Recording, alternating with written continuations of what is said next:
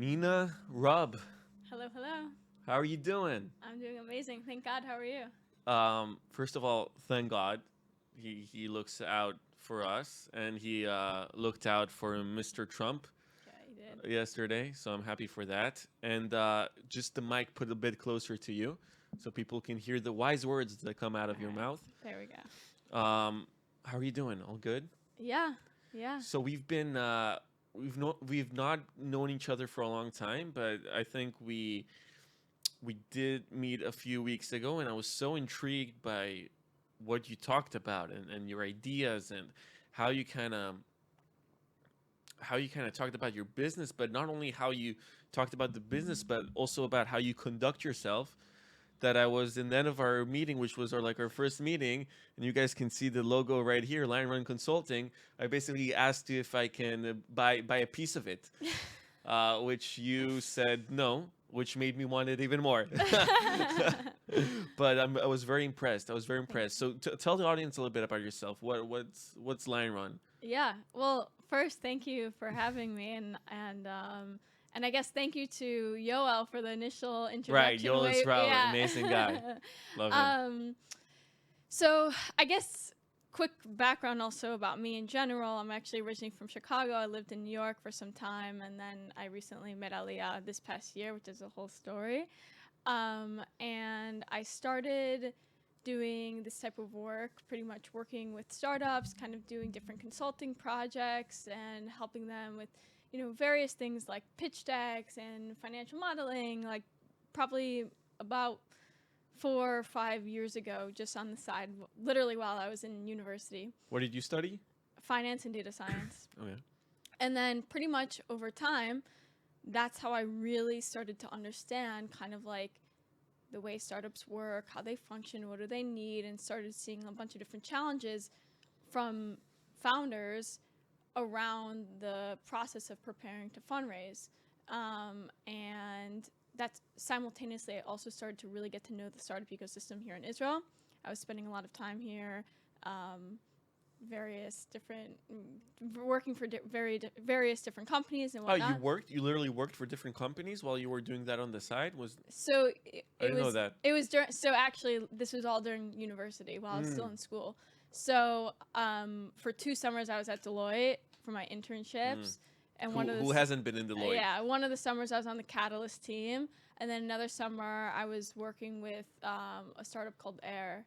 They pretty much built flying cars. Oh, Air, yeah, they Yeah, in Palestine, yeah, right? You're and like that's two yeah. guys from Yeah. they're cool people, yeah. And so pretty much, well, I was pretty much working with different companies on the side, pretty much all throughout university. And there's probably 2 years of doing that like unofficially, and then there was a few people who played very pivotal roles and were very strong mentors in my life at the time, and pretty much are the people who catalyzed the process of me starting Lionrun. So then about 2 years ago or so, I started Lionrun, and because it got to a point where me myself, I could only do so much. Me, myself, and I. Yeah, I was only one person, and so I started bringing on a team and people who I trusted and had specific skill sets to help with fulfill the types of projects I was working on,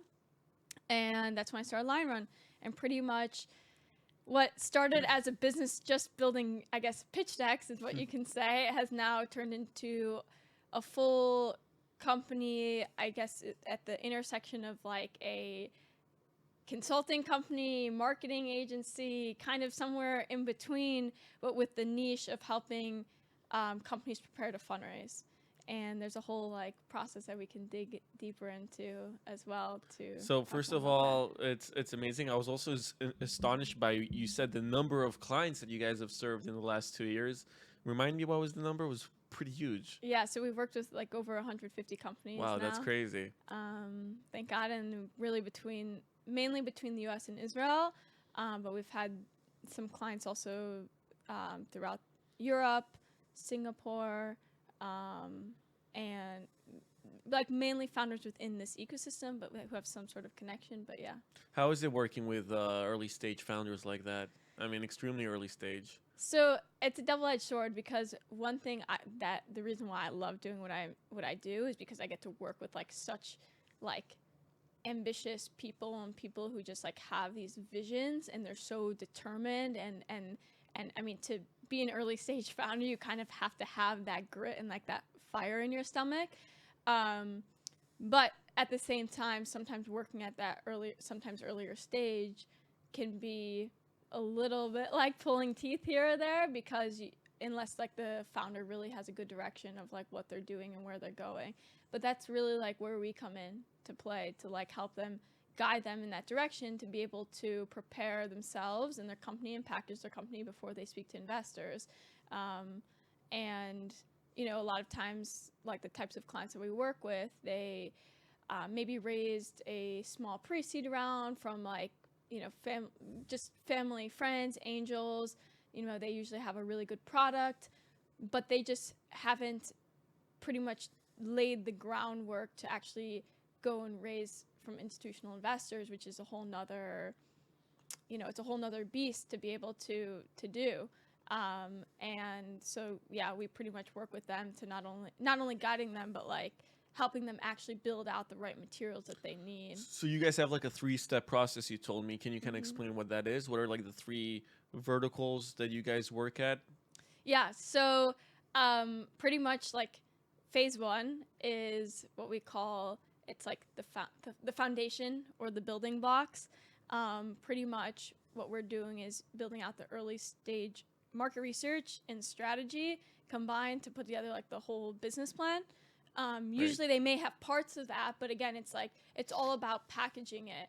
And then that's what we call like, it's the input, Right. Yeah. It's the way, it's based on where you do the inputs and you basically think about doing the, like, you're basically trying to see if there's a match between what the founders say, right? What they're thinking about and what actually is being implemented in their strategy. Exactly, because what was happening early on when I started Lionrun, founders would come to me and they're like, Nina, we heard you put together great pitch decks. We're talking to investors in about 1 month.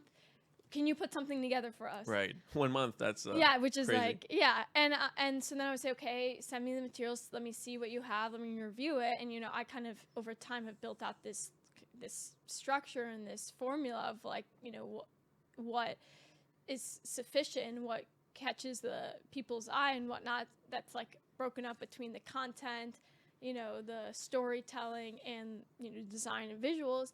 But I would see that there's gaps of information that they were providing, and I didn't want to just sit by and like put something together for them that wasn't that there were holes in it. So that's why within our 3-step process, that phase 1 is focused on filling in all those gaps of information, and then moving on to phase 2, it's pretty much actually building out all of the investor collateral.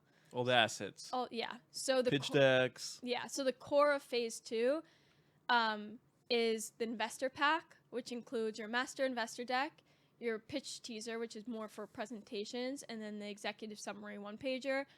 I tell founders that's the bare minimum of what you should have because each one of those are going to be used for very different things, and your master investor deck should look way different than the teaser presentation deck. Right. And then we'll also do other like creative assets that they may need, like branding or website design dev, because again, it's everything. The purpose is to package them as best possible to, from the strategy to the external and creative. Yeah. Phase number 3. So phase number 3 is more kind of on the investor relations type of side, like the side of that. So we pretty much, one, will help them do all the pitch preparation, demo day preparation, meeting preparation. We'll help them with emails, investor email templates for the outreach, the follow-up, and then we'll do their data room setup, management, and like ongoing. So you guys really like manage the data room? It's like you manage it like a CRM for them? You basically say, okay, this guy replied, this guy, you guys do that for them. Yeah, because what would happen is a lot of times, throughout the process when you're outreaching to investors, you'll get feedback ongoing. Right. And then they would come to us and say, oh, can you update this investor said this, can we add this, we need this document. And so phase 3 is pretty much supposed to provide like that support ongoing. So this is interesting. You said feedback, right? They're getting feedback through the collateral that they're sending out from the VCs. They want to adapt and not pivot, but they want to adapt and optimize on the run, right? And I find this very interesting because so much of this, pitch decks, pitch templates, various different options of collateral that you can send out, if it's videos or even newsletters or whatever, they are not necessarily a size one fits all kind of thing, right? Because that's, because like I'm sure people come to you and they would say, hey Nina, this is what we do. You guys do like the phase 1. We guys the building blocks. You guys are building it up, and then basically you guys provide them with the phase 2 material, and they're like, nah, I don't think that would resonate with the investor, etc. And you might have a different opinion because you might have more experience seeing that happen for 150 companies over the last 2 years. But every investor is different, right? Like there's investors who get a pitch deck and they like having a pitch deck, very neat, simple, not a lot of words, lots of graphics instead, etc. And then there's other VCs who actually like to see the conviction and kind of like the full-on analysis in a pitch deck. And if you send them something that's very lightweight kind of thing, they're like, what am I supposed to learn from this pitch deck? So basically what I'm asking is like there's this game between objective ideas and objective ways of how you should do a pitch deck 1.3, and then there's like the subjective part of it, which is like everyone looks at content differently. So, and you are, Lionrun in essence is a content agency because that phase 2 has lots of content in it. How do you deal with all of that? Yeah, no, so it's definitely a good point.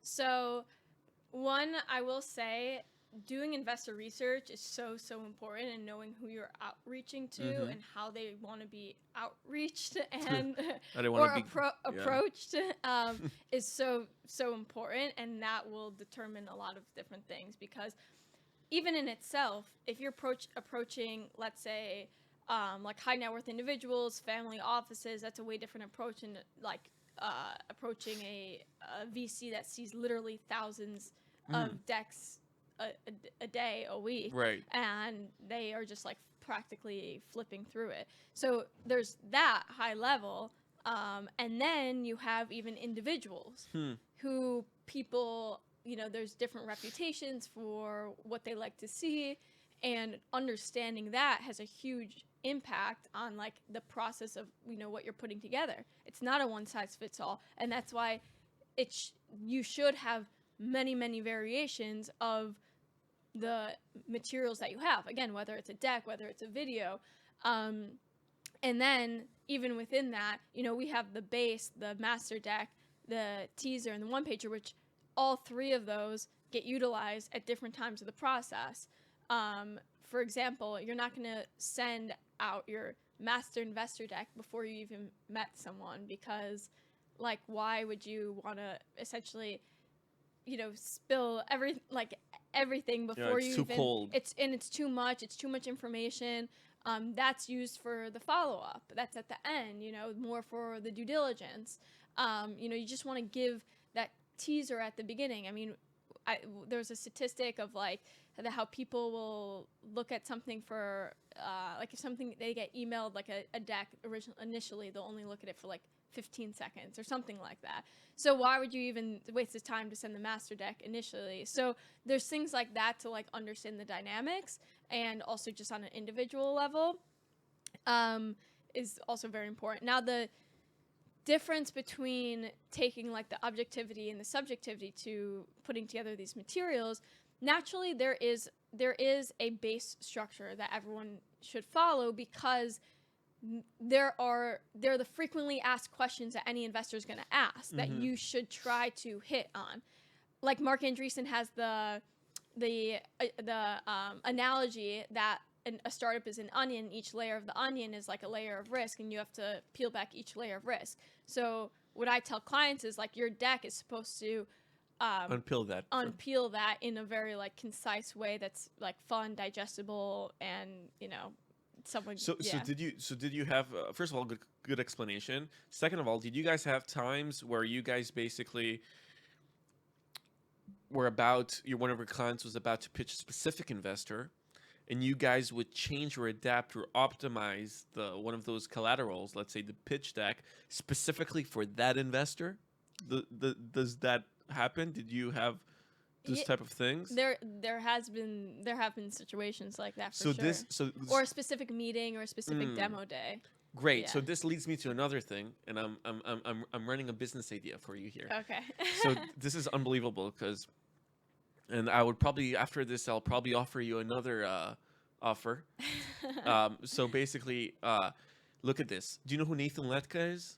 It sounds very Nathan familiar. Letka is like a very well-known like entrepreneur and podcaster. So he has a podcast where he interviews SaaS founders, gets their data, how many ARR they're doing, what type, like he interviews them. Then he takes the info from those interviews and he puts them on a website called getletka.com. VCs pay a monthly subscription to get that data from him, and he's basically been able to monetize that as well. And he also owns different other businesses, and he also raised, I think, $150 million for his for a company called Founder Path that deploys capital into startups without taking their equity. I'm not sure how the mechanics of that work, but it is interesting to read about. And what you can eventually do is because you have like tons of companies, clients who are basically pitching VCs, and you can see their response because you manage the data room. You can basically take Lionrun into another avenue, which is basically consulting on that VC intersection, but for real, like actually knowing like, okay, so you're looking to raise from fintech VCs. Here are 10 fintech VCs that we know. This is how they usually respond to this type of stuff, and you should do A, B, C to kind of get into a meeting with them, and that can become a whole new ballpark of being like owning data of Data, like yeah. Yeah. that's like an amazing business model. No, it's super interesting. Let's do it. I Yeah, mean, let's go. do it. Yeah, you should do it. Like I think it's because you guys are already having that data room. Yeah. You guys already have that data room. You guys have best practices, and then you have the most important thing. It's like the actual know-hows of the actual people, of the actual VCs, of like knowing and people who know the VC landscape. VCs don't change quite often. Like you do have the same 3 or 4 people who manage. The 3 4 people who are like general partners in specific VCs, and they usually last in that role for 15 20 years because they deploying the capital. It takes a long time, and that's just the nature of the business. So basically if you really know how like to pitch, let's say a Gigi Levy from NFX, or like a Rami Kalaish from like Pitango, like you can like do that again and again and kind of monetize off of that, which is quite interesting. Yeah, no, it's a good point. One of my favorite parts about being in this niche is that I'm at the intersection of the ecosystem. Right. I love it. Intersections are such a great thing to do, like to yeah. be at, you know? Yeah, because I get to on one hand still be on the side of the founder and help them build and like really see their vision come to fruition, but it's with a purpose. It's like it's a very tangible outcome, and at the same time kind of building that network and community on the VC side because they also see the value. It's really like, and at the beginning when I really first started Lionrun, that was a huge motivator to want to continue doing what I was doing because I felt like I was adding value on both sides. And yeah, I mean, There's exactly. nothing like a marketplace. There's nothing like the network effect of a marketplace where, for example, you have a client, you do a pitch for them. You do a pitch deck for them. They send that pitch deck to a VC. The VC and that client ends up getting married, right? Then the VC asks the client, you guys have done like really great work with the pitch deck. Who did your pitch deck? And then they hear about your Exactly. name. And then like the next time they are in a lecture or whatever, they're like, hey, you can use this company to help you do the thing, or at least listen to what they have to say, and it becomes this whole network effect around this intersection. Do you feel you personally are attracted more in this marketplace, more to the founders or more to the VC kind of side in terms of the personality that is involved between those two? And obviously, this is in general, because every not every VC obviously is the same, not every founder is the same. Yeah. But generally speaking, where do you feel more at home with in terms of conversations with? Well, I'll tell you actually a funny story. But make sure it's funny. I'll do my best. I had someone reach out. It was actually because we actually have a handful of clients that are also funds, because they're raising from the LPs. From LPs. So right. we do the scopes that we do can be transferable also to funds. So anyway, I had a fund reach out, and he was like, "Yeah, I got your name from someone. You can very highly recommended. But is there any way you would be able to just send me a few references just so I can take a look?" And I was like, "Yeah, no problem. I mean, you could take a look at our website, but no problem." Yeah, I hate when the clients do that. Fucking just go to the fucking website. Yeah. There's a case study section for that. I'm like, "Do you want me to just go to my LinkedIn?" But anyway, I actually took a look. It wasn't a fund I initially was like super familiar with, but I was like, okay, I'll just go take a look at their website really quick. And I scrolled down to like and their portfolio companies are clients. And exactly, 2 of their portfolio companies were my clients. That's a good. So then I replied back. I said, "You should go ask these 2 companies. We actually did their materials. You probably actually invested in them because of the because materials." your work. So it worked. Yeah. Exactly. So yeah, it's just so actually like a goal of mine is to I don't know how eventually I can check this, but a goal of mine is one day I want to be able to look at, let's say, like the top 10 funds in Israel and have at least 2 of their portfolio companies past clients of Lionrun. That's what you should do is you and your team should build like a spider web kind of thing, where you guys basically have a spider web of all your portfolio companies during the years and how they've fitted into different VCs. And then once like someone approaches you, if it's a founder or if it's a VC or whatever, you can quite easily connect the dots. Yeah. Right? And just like you actually have it visualized, like actually visualized. And I think that could be really good. And then like Nina, I come to you and I'm like, Nina, what fintech founders, let's say we also invest our company. So let's say I'm interested in getting into fintech investing, whatever. I'm just throwing it out.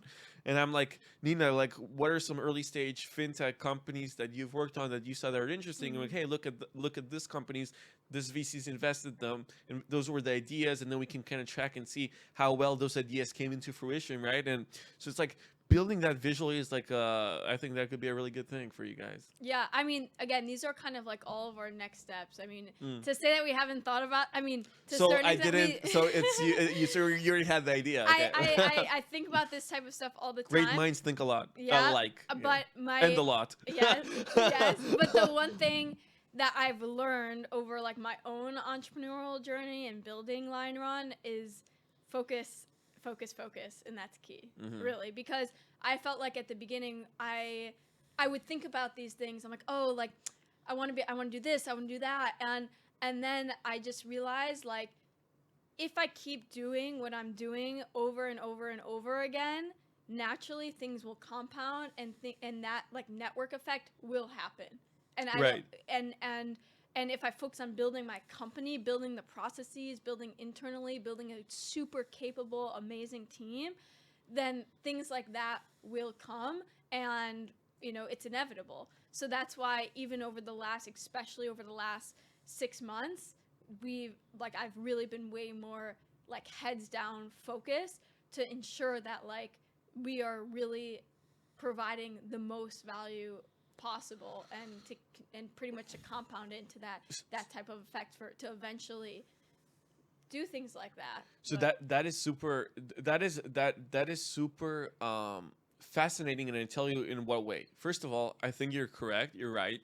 It's basically this leads me to like two different types of thinking that I think kind of divide entrepreneurs and any business individuals. And even every high performer in any field, it could be an athlete. We'll talk about this again, something I learned about you. So there's two lines of thinking, okay? There's the input first, output second thinking. That thinking is basically based on, okay, I have a to-do list. This is what I can control. These are the inputs that I'm going to put in, and they're going to eventually lead me to the desired output that I want. The second line of thinking is results oriented, which is this is what I want. Now, what's the minimal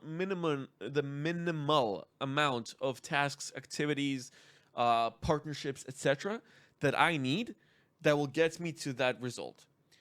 And they seem like very similar stuff, right? Because in the end, you still do inputs and you still hope for like an output, a specific output, but they're quite different. I tell you why. When you're results oriented, you basically don't give a shit about the processes or like the inputs. You're only results oriented. So like you would tell your team, listen, I don't care how you do this. I care if the result is exactly what we need. The other method is basically, no, we have a process and we hope the process will give us what we need. And if it doesn't, we're going to optimize the process. And I've seen great companies make it in both ways, and are like they work in those two ways. But when companies start kind of like trying to do both of the same things, that's the problem. You need to be a tyrant. You need to be a dictator in terms of, is it this one or is it this one? You know why? Ask me why. Because your team as a leader, if you're in the first column and you're input led, and your team worked very hard for that inputs, the to-do list is all ticked off. Your Asana board or Monday board, whatever, is all ticked off, and the company still didn't get the result they wanted. You're not allowed to say a word to your employees. You're not allowed to say anything about why the desired outcome didn't come. And to yourself, you also need to ask hard questions of why you know what I mean? Why what went wrong in the process, essentially? Yeah, you know why? Because if you're the one who did, let's say I want to buy Lionrun Consulting. And I'm just You're really on that. I'm really on that, yeah, but like take it as a good compliment, right? So let's say I want to buy Lionrun Consulting. And I say, okay, listen, I want to buy Lionrun, and this is the 10 activities that I think will help me buy Lionrun. Talk to Nina, send Nina gifts through her mail, send her flowers on Friday mornings, and kind of like, or all those activities, and it ends up that those activities failed to help me buy Lionrun. Okay, so then what happens is, I, as a leader, I did not see the path clearly to buying Lionrun. I had an idea of how I can buy Lionrun, but I did not see this clearly. Yeah. This means you have to do an introspection and kind of understand what went wrong in that process, and then do it again. The other method is basically, okay, I want to buy Lionrun, is a bit more flexible. It looks a bit differently. It looks more like, hey, Nina, if I would want to buy Lionrun, what should I need to do? Right? Because I'm growth hacking the process. I'm asking, this is the result I want, and trying to get as much info as possible. And I don't judge my team or myself based on how much work we did, but based on how intelligent we were in the process of doing that. So those are like two different ways of thinking, and everyone is more biased towards one specific ways of thinking. And it sounds like you're more biased towards the first one. Correct me if I'm wrong. Well, I feel like I've done both in different ways. But the reason I feel that more recently I've been more towards one, at least from the perspective of the internal processes of Lionrun, is because I want to make it. I want it to be scalable to a certain extent. And what I was finding especially with my employees, by having that ambiguity in terms of like how we were going about things was causing inefficiencies. So I think it depends on like what is that outcome now, if that you're striving for, the results. If the results are, you know, something that's like super tangible, which and essentially deliverable based, which is like what we're doing, versus something like more of like a high level goal, I think there's different approaches to it.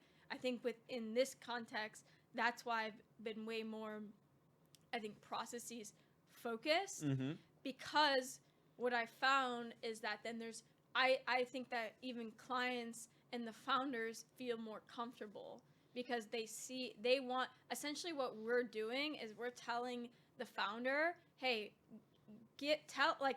we're extracting all of this information about your baby, your company.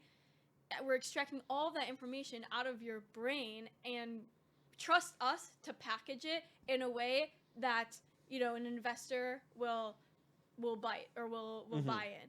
So there's two processes. Yeah. There's the processes of your internal team creating the thing. Yeah. Okay, when we get this, we take it into this process, A, B, C, whatever. And then there's the other process, which to make sure it resonates with the VC. Yeah. So it's like two different things. You actually need to control the first outcome of actually making the product fit what you want it to fit, right? To make it a product you'd be proud to show around. And then the second thing is basically to make it resonate with as many people as possible. Sure. I think the second one is a bit harder, right? It is hard because that's where that like subjectivity versus objectivity Right. comes into play. But I will say there's nothing that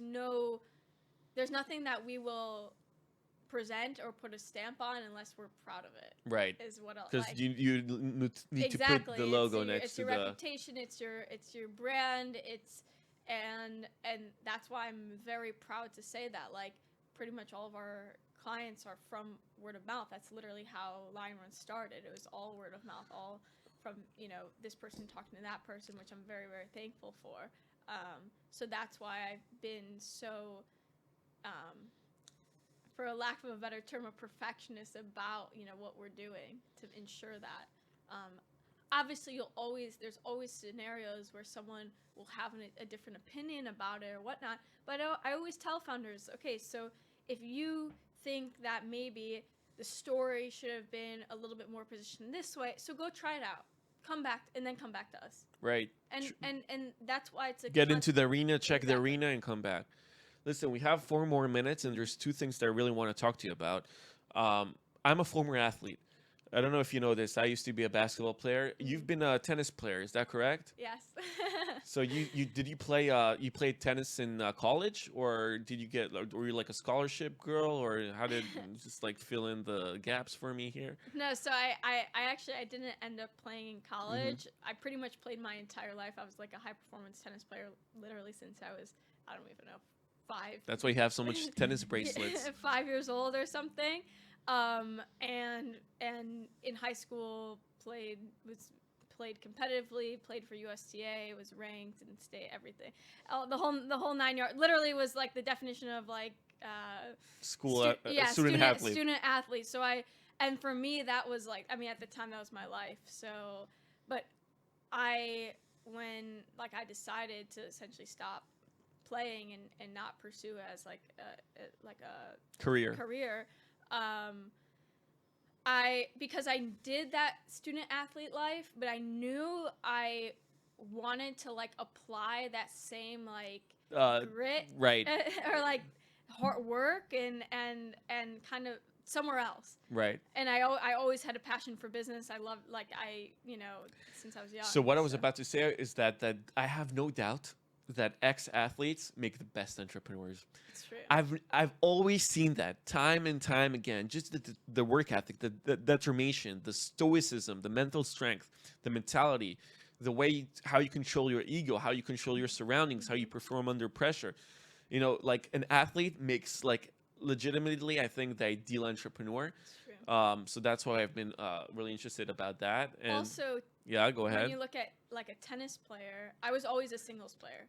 Tennis Always. player is you need to have strong mentality. Exactly. You need to be a wolf. Like But as a singles player, and this is, I've actually analyzed this about myself and how I like conduct business and as an entrepreneur. As a singles player, you have to take full responsibility for your actions. And but in that you also get all the freedom in the world, but yes, you do have to take accountability and you are responsible for everything. So that is pretty much the exact same thing as being an entrepreneur. Yeah, and that is called capitalism. Yeah. You take the risk, but you earn the reward if you're Exactly. able to win. Exactly. Favorite, we've got 2 minutes, 1 minute left. Favorite book that influenced Nina Raab? I'm actually way more into podcasts. Favorite So podcast? I love like My First Million. I literally, Alex Hormozy like taught me how to like do business. It's hilarious. You should read My First Billion. That's more. Oh yeah.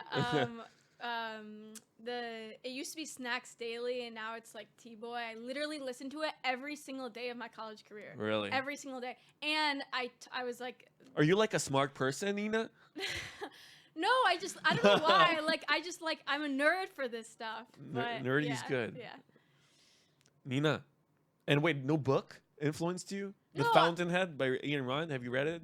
No, but I've read like 0 to 1. Like I read Peter a lot Thiel, of those. yeah. Those. Oh, I think Nathan, the name you mentioned earlier. I Yeah. think I read his book. What's his book? The Capitalist. How to be a capitalist. Yeah, he has a bunch. I remember. I think it was like a year ago, but that now I remember that's what his name is from. But no, like all the classic books, those like entrepreneurial books I've read. But more recently, I just listen to podcasts all day and every day when I'm like walking and everything. But I am reading Golda Meir's book right now. Mm-hmm. And the Bible is a very important book. The most important book ever. Yes.